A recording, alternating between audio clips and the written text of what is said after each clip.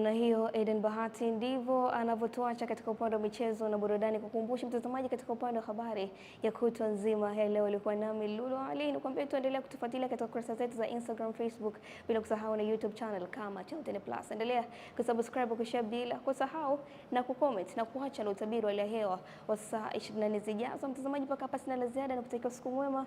Kwaheri.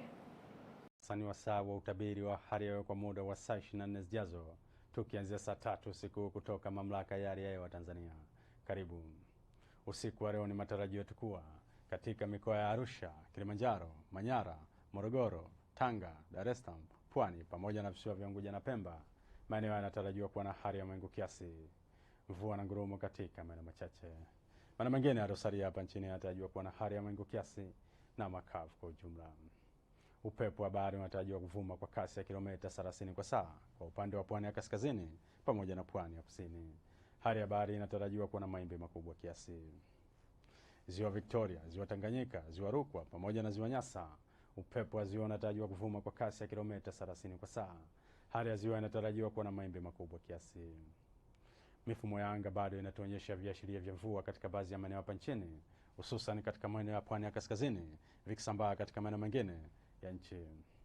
Mamlaka ya Hali ya Hewa Tanzania inatoa angalizo la matarajio ya vipindi vifupi vya mvua kubwa katika maeneo machache hapa nchini, hususan katika mikoa ya Arusha, Kilimanjaro, Manyara, Tanga pamoja na visiwa vya Unguja na Pemba. Tafadhali chukua tahadhari.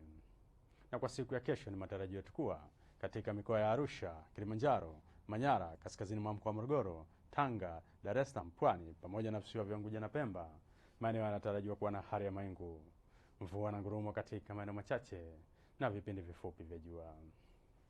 Ukanda wa Ziwa Victoria, Kigoma, Tabora, Katavi, kusini mwa mkoa wa Morogoro, Lindi pamoja na Mtwara, maeneo yanatarajiwa kuwa na hali ya mawingu kiasi, mvua na ngurumo katika maeneo machache na vipindi vya jua.